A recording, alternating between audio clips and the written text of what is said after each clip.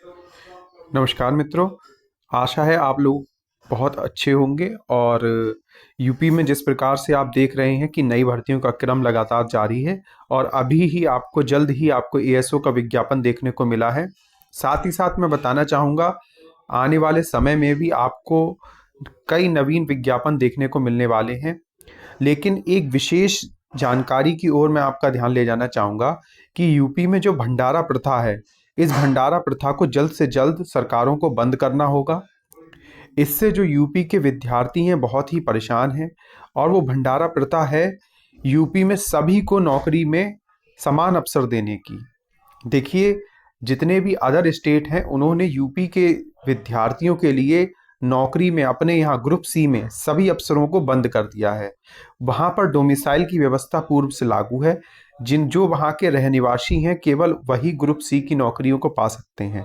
चाहे आप बात कर लें उत्तराखंड की, चाहे आप बात कर लें बिहार की, चाहे अन्य स्टेट्स भी हैं कई, उनकी तरफ भी आप देख सकते हैं। वहाँ पर ये व्यवस्था है कि ग्रुप सी में यूपी के जो प्रतिभाशाली छात्र हैं उनको भी वो नालायक मानते हैं और चाहते हैं कि वो हमारे यहाँ इन भर्तियों में पार्टिसिपेट ना करें और पूरी मलाई हम चाट जाएं। तो फिर यूपी में ऐसा क्यों है कि हम दूसरों को नौकरियां बांट रहे हैं, हम दूसरों की प्रतिभाओं का सम्मान कर रहे हैं? क्या यूपी का युवा इतना नासमझ हो गया है कि वो ये सब चीज़ें देख रहा है, सह रहा है और बर्दाश्त कर रहा है और साथ में साथ अपना जो अधिकार है उसको खोता जाएगा? और ये सब कब तक होते हुए देखेगी गवर्नमेंट? तो इस ओर संज्ञान लेना चाहिए। यूपी में भी डोमिसाइल की व्यवस्था लागू होनी चाहिए जल्द से जल्द, ताकि हमारे यूपी के जितने भी विद्यार्थी हैं इनको न्याय मिल सके। देखिए, वेटिंग लिस्ट का प्रावधान की जो मांग चल रही है आज तक, वो थोड़ा सा मुश्किल टास्क लग रहा है। लेकिन इस ओर भी यदि सरकारें ध्यान दें, चुनावी दौर है और वेटिंग लिस्ट की व्यवस्था यदि यूपी ट्रिपल एससी में कर दी जाती है तो इससे हजारों हजार विद्यार्थियों को फायदा मिलेगा। अभी आपने देखा कि एएसओ की एक भर्ती आई है। एएसओ की भर्ती में क्या किया गया है, विशेष चयन के द्वारा ओबीसी के पदों को जोड़ दिया गया है वहां पे। अब इसमें बच्चों को बहुत कंफ्यूजन है, क्योंकि जब पिछली भर्ती आई थी तो उसमें उन्होंने बताया था कि लगभग लगभग सभी सीटों पे उन्होंने बताया था कि चयन हो चुका है, कुछ सीटें बची थी जिन पे चयन नहीं हुआ था। लेकिन अब अचानक से ये जो 200 से आप देख रहे हैं ज़्यादा सीटें विशेष चयन के तहत लाई जा रही हैं, बैकलॉग की सीटें लाई जा रही हैं। तो ये इस चीज़ पे विद्यार्थी काफ़ी चिंतित हैं और वो इसी चीज़ को लेके अब न्यायालय की शरण में भी जा रहे हैं कि ये कहाँ से सीटें नई क्रिएट हो गई। तो क्या होता है, यदि वेटिंग लिस्ट का प्रावधान होता और अगर कोई पद खाली होता तो इस चीज़ की क्लियरिटी पूर्व में ही रहती और किसी अन्य को उन पदों पे जगह मिल जाती। लेकिन वेटिंग लिस्ट का प्रावधान न होने के कारण ऐसी स्थिति बनती है कि जो 800 सीटें आई थी उनमें से 200 से ज़्यादा सीटें खाली रह गईं। ऐसा ही आप अन्य अभी यूपी ट्रिपल एससी से जो भर्तियां कंप्लीट हो रही हैं उनमें भी आप ऐसा ही होते देखेंगे। साथ ही साथ मैं बताना चाहूँगा और धन्यवाद और उन लोगों को बधाई भी देना चाहूँगा जिनको आज और कल में नियुक्ति पत्र माननीय मुख्यमंत्री जी द्वारा प्राप्त हो रहे हैं। बहुत से लोग नई नई नौकरियों को प्राप्त कर रहे हैं, तो उनको बहुत बहुत बधाई, शुभकामनाएं। देखिए, अब बात कर लेते हैं कुछ विशेष भर्तियों के बारे में जो यूपी ट्रिपल एससी आयोग से अब बहुत जल्द आने वाली हैं और जो हमको जानकारी मिल पा रही है उस अनुरूप हम हमको जानकारी देने चल रहे हैं। उससे पहले आपसे निवेदन रहेगा, जिन्होंने चैनल को सब्सक्राइब ना किया वो इस चैनल को सब्सक्राइब कर लें। इसमें यूपी ट्रिपल एससी से जुड़ी सभी महत्वपूर्ण जानकारियां आपको दी जाती हैं और हमारे द्वारा दी गई पूर्व में भी जानकारियां बिल्कुल सही साबित हुई हैं। जो लोग हमसे जुड़े हुए हैं वो जानते हैं और वो लगातार इस चीज़ को देख भी रहे हैं कि जितनी भी जानकारियां दी जा रही हैं पूरी तरीके से सही हो रही हैं। देखिए, बहुत से लोगों के कमेंट आ रहे थे पैट 2026 विज्ञापन को लेके, तो इसके ऊपर एक बहुत बड़ी जानकारी मिल रही है कि पैट का जो आपका ये विज्ञापन है जून के अंतिम सप्ताह में जारी कर दिया जाएगा। तो जो भी नए जो पैड पुराना नहीं दे पाए हैं तो उनके लिए एक ये गोल्डन अपॉर्चुनिटी होगी। इस बार तैयारी करें और पैड को बहुत ही अच्छे से देने का पूरा प्रयास करें, ठीक है? क्योंकि पैड्स के ही द्वारा आप अन्य भर्तियों में जो आगे आने वाले मेंस एग्जाम होते हैं उनमें क्वालिफाई कर पाते हैं। जितना अच्छा उसमें आप मार्क्स करेंगे उतना ही आपको मौका मिलेगा। इस बार का पैट जो है वो संपन्न हुआ।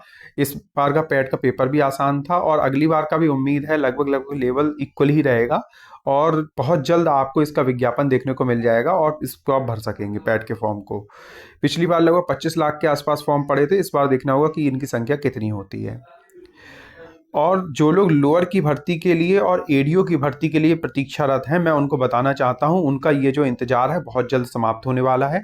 लोअर और एडीओ की भर्ती उनको लगभग लगभग एक साथ देखने को मिलेगी और जो उम्मीद बन रही है कि लोअर के साथ ही एडीओ की भर्ती दी जाएगी, तो मे बी ये चीज़ पॉसिबल है और इस पे आयोग काम कर रहा है और ऐसा होता हुआ दिखेगा। और जहां तक हमको जानकारी मिल रही है 15 दिन के अंदर आपका लोअर पीसीएस का विज्ञापन जारी कर दिया जाएगा।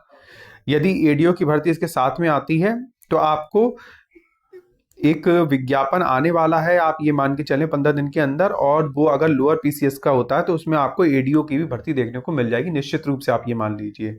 और अगर एडीओ का विज्ञापन अलग से आ रहा है तो 15 दिन के भीतर आपको एडीओ का ही विज्ञापन देखने को मिलेगा, क्योंकि जो सूचना मिल पा रही है कि एक विज्ञापन आपका अभी और जारी करेगा यूपी ट्रिपल एस सी आयोग अगले हफ्ते में या उसके आसपास ही आपको एक विज्ञापन आता हुआ दिखेगा।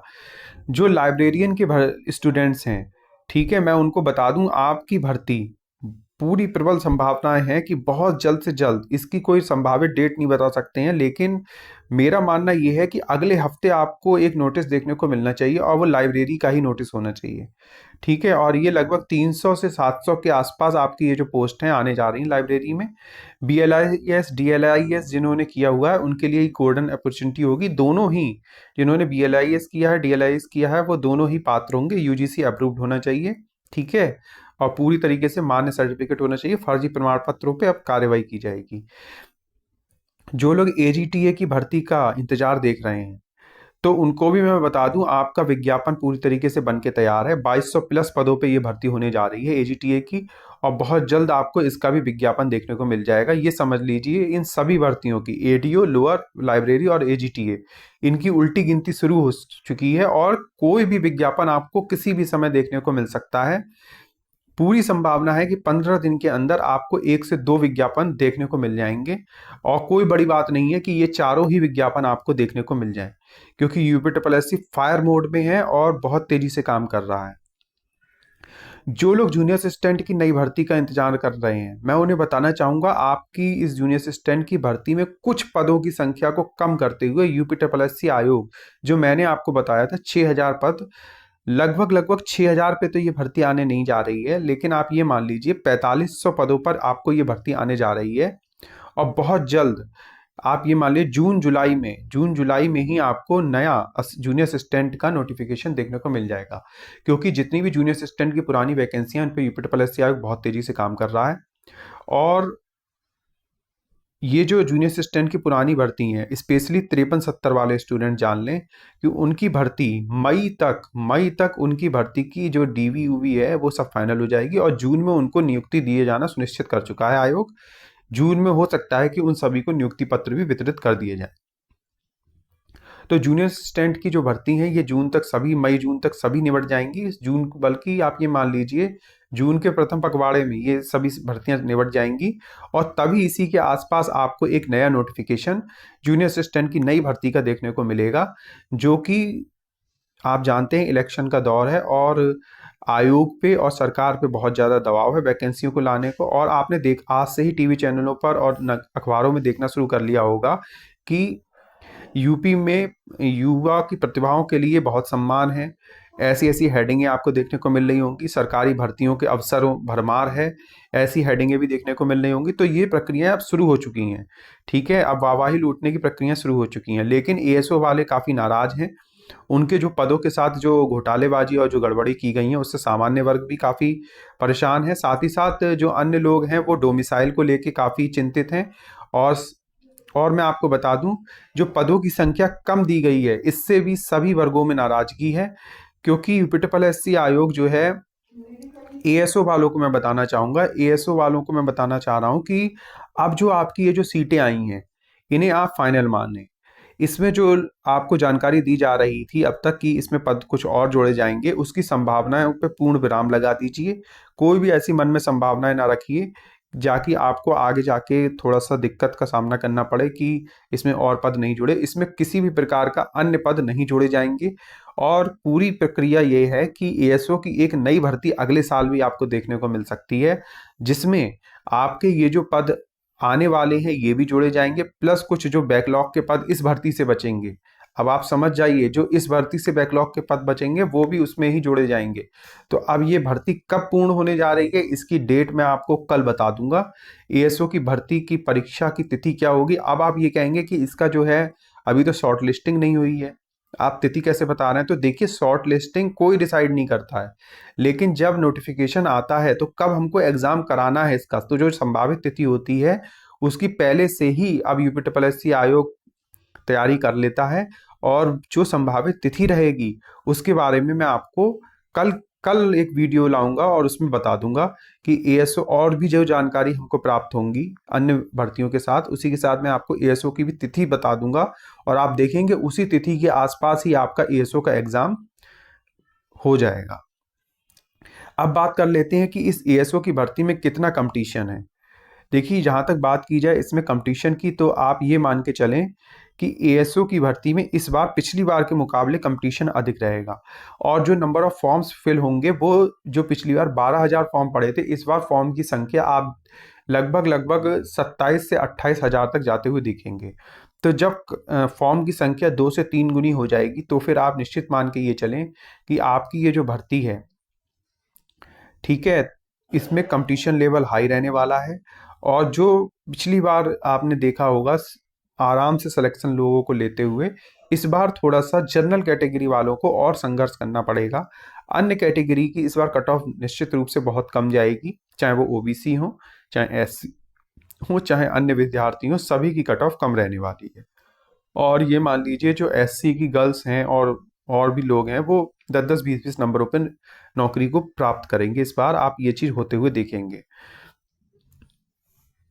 कुछ लोगों की ये क्वेरी आ रही थी कि कहाँ से एएसओ की तैयारी की जाए, इसका सिलेबस तो बहुत बड़ा है और इसको किस प्रकार से कंप्लीट किया जाए। तो आइए एक बार जरा सिलेबस पे नजर डाल लेते हैं। देखिए, ये एएसओ का सिलेबस है, इसमें आप देख पा रहे होंगे कि सांख्यिकी, ये जो शुरू के चैप्टर हैं, ठीक है, 5 चैप्टर जो हैं, ये यहाँ तक आप देखेंगे कि ये सांख्यिकी पूरी कवर हो रही है, इसमें कुछ भी आपका शेष नहीं रह गया है। 1 से लगा के 5 तक अगर बात की जाए तो इसमें आपका कुछ भी शेष नहीं रह गया। पूरी सांख्यिकी की जो आपकी बुक होगी, आपने जो ग्रेजुएशन में सांख्यिकी पढ़ी होगी, पूरा ही कवर कर लिया है। लगभग आप देख रहे हैं 40 नंबर की केवल सांख्यिकी से संबंधित इसमें क्वेश्चन पूछे गए हैं। बाकी आप देखिए 15 नंबर की इसमें गणित पूछ ली गई है और साथ ही साथ 15 नंबर की आपसे क्या है इसमें वो पूछा गया है, अर्थशास्त्र के बारे में पूछा गया है। तो जो इकोनॉमिक्स वाले स्टूडेंट हैं वो इन 2 चैप्टरों पे पकड़ अच्छी रखते हैं, जो मैथ वाले हैं वो निश्चित रूप से इन 2 चैप्टरों पर अपनी पकड़ अच्छी रखते हैं। और आप देखिए जो अन्य कॉमर्स वाले विद्यार्थी हैं उन्होंने इनको पढ़ा हुआ है, ये जो ऊपर का पूरा सेक्शन है इसको पढ़ा हुआ है। तो जिनके भी स्टैटिक्स रहा हुआ है, कुछ कुछ लोगों ने जो एमएससी स्टैटिक्स में की है तो उन्होंने भी ये चैप्टर शायद पढ़े होंगे, तो वो लोग भी इस पे अच्छी पकड़ रखते हैं। तो आप देख रहे हैं कि जो पहले जो विषयगत ज्ञान का सिलेबस होता था उसमें कॉमर्स होती थी, अब कॉमर्स का जो सेक्शन है उसको थोड़ा सा कम कर दिया गया है। तो ऐसी स्थिति में कॉमर्स वालों में थोड़ी सी नाराजगी देखने को मिल रही है, क्योंकि अगर कॉमर्स का सेक्शन रहता है तो उसको उनको एडवांटेज रहता है, लेकिन इस बार वो एडवांटेज खत्म कर दिया गया, समान सभी के लिए एक समान सिलेबस यहाँ पे दिया गया है। अब आप इसमें देख सकते हैं सांख्यिकी के बारे में आप देख सकते हैं, एक चैप्टर है 10 नंबर का, ये वेटेज रखता है, ठीक है। आंकड़ों का संग्रहण एवं प्रस्तुतिकरण 10 नंबर का, ये भी वेटेज रखता है इसमें। केंद्रीय प्रवृत्ति एवं प्रकीर्णन के मापांक, ये भी 10 नंबर के पूछेंगे। तो 30 नंबर तो आपके यहीं से हो रहे हैं, ठीक है। बाकी इसमें जो 2 चैप्टर रह जाते हैं ये 5-5 नंबर के आएंगे। अब आप देखिए 10 नंबर का एक कौन सा चैप्टर है, ये देखिए अर्थव्यवस्था, इकोनॉमिक्स से ये ज्यादा पूछना चाह रहा है, इसलिए इसमें इसको 10 नंबर का किया। अब ये 10 नंबर कह तो दिया, लेकिन इसका जो सिलेबस आप देखोगे ना, बहुत ही विस्तृत सिलेबस है और इसमें आपको डीप में जानकारी लेनी पड़ेगी। और इसके लिए आपको कोई अभी किसी बुक में विशेष आपको नहीं दिया होगा, जो भी आपने बुक्स पढ़ी होंगी भारतीय सांख्यिकी प्रणाली और ये सब आपने किसी बुक में इतना ज़्यादा नहीं पढ़ा होगा, अर्थव्यवस्था में भी। तो अब आपको ये अलग से पढ़ना पड़ेगा, ये थोड़ा सा टफ होगा। और साथ ही साथ आपका कंप्यूटर जो गाइडलाइन है 15 नंबर की, वही 15 नंबर आ रहे हैं। और साथ ही साथ उत्तर प्रदेश 20 नंबर का आपसे पूछा जा रहा है। टोटल 2 घंटे का समय आपको दिया जाएगा, 120 मिनट, और इसमें 100 क्वेश्चन आपसे पूछे जाएंगे। अब मैं आपको बता दूं, जिस प्रकार से आपको जूनियर असिस्टेंट का सरल पेपर देखने को मिल रहा है, अन्य सभी पेपर सरल देखने को मिल रहे हैं, मैं आपको बता देना चाहता हूँ सांख्यिकी के इस पेपर में आपका हर तरफ से धुएं छूट जाएंगे। इतना टफ पेपर यूपी आयोग बनाने जा रहा है। तो आप इस चीज को याद रखिएगा कि इसका पेपर आसान नहीं होगा, क्योंकि ये जो वैकेंसी है आपकी, ये पीजी के बाद है, after PG, post graduation equivalent मान के आपके साथ व्यवहार किया जाएगा। ठीक है। तो इसमें जो लोग ये सोच रहे हैं कि इसमें स्कोर कर पाना आसान होगा, तो मैं उनको बता दूं, इसमें स्कोर कर पाना इतना आसान नहीं होगा। और तभी मैंने आपको कहा है कि 10-10, 20-20 नंबर पे लोग सिलेक्शन पाएंगे SC ST कैटेगरी में। स्पेशली ओबीसी की जो कट ऑफ है, आपको इस बार देखिएगा जनरल और ओबीसी की कट ऑफ में कम से कम 10 से 15 नंबर का अंतर देखने को मिलेगा। क्योंकि जिस हिसाब से सीटें बढ़ाई गई हैं ओबीसी की, उस हिसाब से ओबीसी को इस बार बहुत एडवांटेज मिलेगा। और आप देखेंगे 10 से 15 नंबर का अंतर जनरल से आपको ओबीसी में देखने को मिलेगा ही मिलेगा। तो ये कुछ स्पेशल, ये इसका सिलेबस था। जो लोग इसकी तैयारी के लिए चिंतित है कि कहाँ से इसकी तैयारी करें, सांख्यिकी का सिलेबस कहाँ से कवर करें, तो मैं आपको बताना चाहूँगा, अब सभी जो भी बड़े यूट्यूब चैनल हैं उन्होंने अपने अपने कोर्स लॉन्च कर दिए हैं। आप किसी भी एक अच्छे यूट्यूब चैनल से इसका कोर्स जरूर बाई कर लें। उससे क्या है, आप जुड़े रहेंगे और निरंतर इसकी तैयारी को बल दे पाएंगे। बाकी आपने जो ग्रेजुएशन में आपकी बुक्स हों उसके द्वारा आप तैयारी करना चाहें तो उससे भी आप पढ़िए, उससे भी आपको खासा मदद मिलेगी। सिलेबस निश्चित रूप से ये विस्तृत है और बड़ा है, इसको खत्म करने में आपको थोड़ा सा समय देना होगा। अब मैं आपको बताना चाहूंगा, सभी भर्तियों पे यूपी आयोग निरंतर कार्य कर रहा है और सभी भर्तियां आपको लगभग, आप ये मान लीजिए 15 दिन के अंदर आपको काफी अच्छे अच्छे नोटिस देखने को मिलेंगे। इसमें जो पुरानी भर्ती हैं, अब मुझे लगता है जो अगला हफ्ता है वो, यदि यूपी पुरानी भर्तियों में लगाता है तो कई पुरानी भर्तियां आपको संपन्न होती हुई दिखेंगी और धड़ाधड़ उन्हीं के नोटिस आपको आते हुए दिखेंगे। चाहे वो डीवी से रिलेटेड नोटिस हो, चाहे वो आपके आंसर की से रिलेटेड नोटिस हो, सभी आपको अगले सप्ताह में देखने को मिलेंगे। तो इस वीडियो को देखने के लिए आप सभी का बहुत बहुत धन्यवाद। जिन्होंने हमारे इस चैनल को सब्सक्राइब ना किया वो इस चैनल को सब्सक्राइब कर लें। यूपी से जुड़ी जानकारियां आपको निरंतर दी जाती हैं। कल आपको एएसओ एवं कुछ अन्य विशेष भर्तियां कब आने वाली हैं उसकी पूरी पूरी जानकारी दी जाएगी, और साथ ही साथ एएसओ की जो एग्जाम डेट है वो भी आपको इसी चैनल पे बता दी जाएगी। तो जिन्होंने भी इस चैनल को सब्सक्राइब ना किया वो जल्द से जल्द इस चैनल को सब्सक्राइब कर लें, और जितना ज़्यादा हो सके वीडियो को लाइक और हाइप कर दें, उससे काफ़ी मदद मिलती है। धन्यवाद।